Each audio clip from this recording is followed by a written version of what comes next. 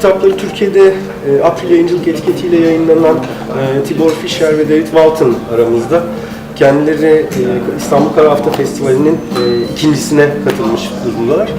Öncelikle ben şeyi sormak istiyorum. Yani Kara Hafta Festivali'ni nasıl değerlendiriyorlar? İstanbul'da bulunduğumuz bu ortamda böyle bir festivalin yapılmış olmasını nasıl değerlendiriyorlar? First question, how do you feel about being in Turkey, being at this Black Week festival? Well, I'm delighted to be here. My room here in the hotel is about the size of my flat in London, so basically I'd like to stay here for the rest of my life. Tibor hayatının geri kalanını burada geçirebileceğini ve Londra'daki odasının da aşağı yukarı bir büyüklükte olduğunu, buradaki oda büyüklükte olduğunu söylüyor, çok mutlu olduğunu söylüyor.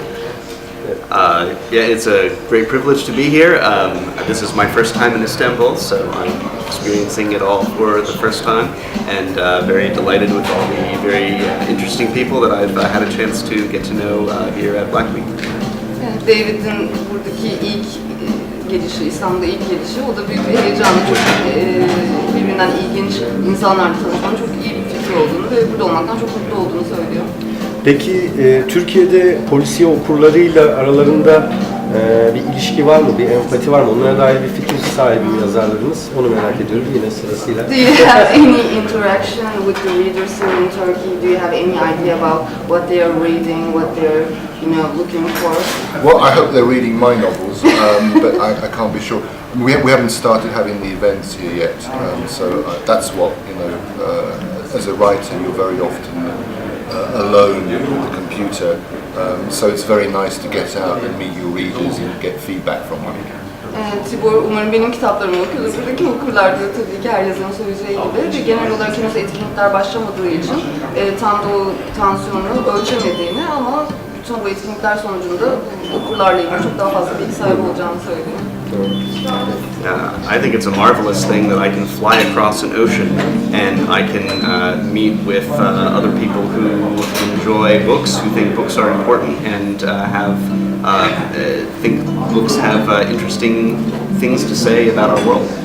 Bir okyanusu aşıp bir ülkeye gelmek, burada kitap okumayı seven insanların var olduğunu bilmek zaten çok heyecan verici ve daha fazlasını da hep beraber göreceğiz David'de.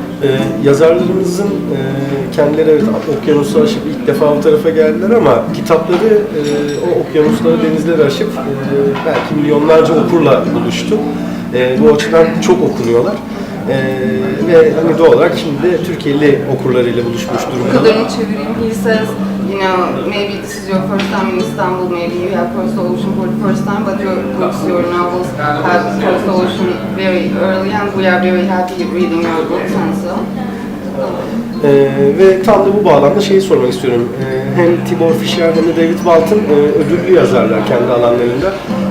Aldıkları ödülü ve bu ödülün onlara katmış olduğu anlamı merak ediyorum. You both have awards. You were both in the lists, and he says, "Would you please tell us more about this feeling, having an award, how it affects your career as a writer?"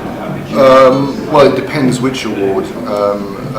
I was very lucky because I was shortlisted. Well, first of all, I was shortlisted. Granta magazine, which is one of the big literary magazines in the English-speaking world, had the best of young British novelists list, and I was on that. So was Philip Kerr, who's also here at the festival this week. Philip Kerr'le beraber Granta dergisinin en önemli, en göze çarpan 50 yazar listesinde Tibor vardı ve hani burada onunla karşılaşmış olmanın da çok enteresan bir şey olduğunu ekleyelim. And I think because of that, I then got onto the Booker shortlist, which is the big literary prize in Britain. And I suspect without that award, I wouldn't be sitting here now. Yani bu ödül olmasaydı bugün burada olmayacaktım büyük ihtimalle diyor. Onun için kariyer için çok önemli bir şey tabii ki böyle listelere girmek ve ödüller kazanmak. Yes, I won the Philip K. Dick Award, which is given each year in the United States for the best novel of the year chosen by a jury. And that was a great surprise to me at the time because that was my first book and it was until that point relatively unknown. And so her yıl Amerika'da verilen bir ödül olan Philip K. Dick ödülüne sahip David'de ve aslında Amerika'da her yıl verilen bu ödüle sahip olmak bütün kariyerini fazlasıyla etkiliyor. Büyük de bir sürpriz olmuş onun için. Çünkü ilk kitap, ilk roman ve hemen devamında böyle bir ödül almak tabii çok da beklediğim bir şey değil. And so that award was really the beginning for me of being much more well known in my country and in the book world in the United States, as well as and opening to be published worldwide. Tabii ki bu ödül sayesinde çok daha fazla tanınıp yalnızca kendi ülkesinde değil diğer ülkelere de çevirme şansı yakalamış. Sonuç olarak ikisinde de ortak tema evet bu listeler ve bu ödüller çok önemli yazarlar için. Evet.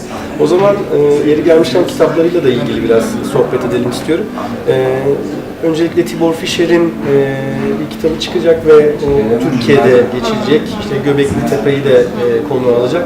Biraz aslında ondan bahsetse, biz önden okurlara bir ipucu vermiş olsak.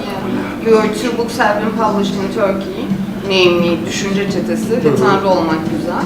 And now you are writing your new book, and I have told him about Göbekli Tepe team and so. So would you please give us more information about your new project, about your new novel? Well, the new novel is called How to Rule the World, and it's essentially about a guy, a documentary filmmaker. I used to work in television, so it's a little bit of my experiences in the television world. Daha önce televizyon dünyasında çalışan biri Tibor Fischer ve yeni romanındaki karakteri de tam o dünyadan biri. Kitabın adı Dünyayı Nasıl Yönetirsin, Dünyayı Nasıl Yönetmeni, How to Rule the World. One of the things that interested me was Göbekli Tepe, because it's just a fascinating site. And it was, when you start a novel, you have a number of ideas and themes you're working with. But as you write the novel, some of them fall away. And in fact, when I came to Istanbul last time, I was thinking about going down to visit the site of Göbekli Tepe. But by then, I decided that my character actually doesn't get to visit the place either for various reasons. Bir romana başlarken aklımda birçok fikir oluyor, birçok şey oluyor. Göbekli Tepe fikri de romana başlamadan önceki fikirlerden biriydi. İstanbul'a geldiğimde hatta Göbekli Tepe'ye de gitmek, orayı da ziyaret etmek istiyordum. Çünkü muhteşem bir alan, muhteşem bir tarih. Ama romanı yazmaya başladıktan sonra iş biraz daha değişti. Göbekli Tepe daha ikinci noktada kaldı. But I hope to go there one day. Ama mutlaka bir gün gideceğim Göbekli Tepe'ye ve yeni romanda Göbekli Tepe evet var. Personally, for my own interest, Yeah. Kendi özel zevkim için. David Walton'un Onun için de şöyle bir soru yönelteceğim. Süperpoze kitabı, yani bir kuantum romanı Türkiye'de yeni raflara çıktı ve ilgi görüyor şu anda kitap. Öncelikle hani şimdi kitabın konusu işte bilim kurgu ama kitabın ismi böyle biraz Türkiye'li okur açısından çok bilimsel hakikaten. Evet, yani özü itibariyle bilim kurgu. Your novel has been published 2 months ago and you have many readers here now. But the title of the novel, Superpose, is too scientific, he says. Devamında da tabii şeyden çekindi mi acaba? Hani şimdi okurları daha kitabın kapağını açmadan acaba müthiş bilimsel bir şeyle mi karşılaşacağız?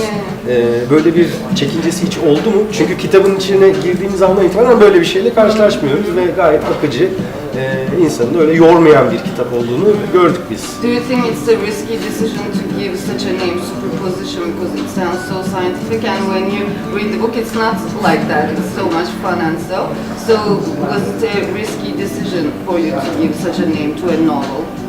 Well, I think a lot of readers appreciate if you consider them intelligent when you write your novel. Readers like to even to read about a topic that they may know nothing about. You certainly don't need to know anything about quantum physics to read superposition. Okurları aslında o zeki hissettirmek, iyi hissettirmenin bir yolu romanlara verdiğimiz isimlerdi ve hiç konuyla ilgili hiçbir şey bilmesen bile, kuantum fizik hiç bilmesen bile bu kitabı okuduğun anda yeni bir şeylerle karşılaşıyorsun ve bu duygu aslında çok güzel bir duygu. But if you read my book, you may start to feel like you do understand something about quantum physics and enjoy both the murder mystery story and feeling like you are being introduced to ideas that you may not have thought of before. Eğer romanımı okursanız kuantum fizikle ilgili daha önce hiç bilmediğiniz, büyük ihtimalle kimsenin bilmediği şeyleri bilme şansınız olacak. Ve devamında bunu bir de kurgu içinde anlatan bir romanla karşı karşıyayız. Bu yönüyle iyi bir okuma deneyimi olacağını düşünüyorum. And it was not a very risky. Ve onun için böyle bir isim vermek kötü bir fikir değildi bence. Evet, evet, kesinlikle.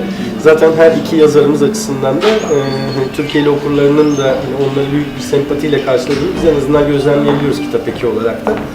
As the owner of the site, and I can say the readers here in Turkey has great sympathy for both of you, so it was a good idea to give those names to your novels. Ben hani bize zaman ayırdıkları için çok teşekkür ediyorum. Son olarak da kitap eki okurlarına söylemek istedikleri bir şey var mı? Çünkü ilk kez biz burada onlarla bir söyleşi yapmış olduk. Bu bizim için çok büyük bir mutluluk. Takipçilerimiz için de onlardan son bir Yeah, and your last message to kitapeki.com readers, you have this one sentence for the closing of this interview. Please buy my book. Lütfen kitaplarımı alın. How much? You don't have to read it. Okumasanız da olur. There's 10 copies. Wallpaper your home. No, I'm just delighted to see how many people here in Turkey can relate to things that I have to say. That's one of the great things about literature is that it can cross those boundaries. Sınırları aşarken roman, edebiyat ve Türkiye'deki okurların bu kadar ilgili olması çok çok güzel. Teşekkür ediyorum her şey için. O zaman biz de teşekkür ederiz.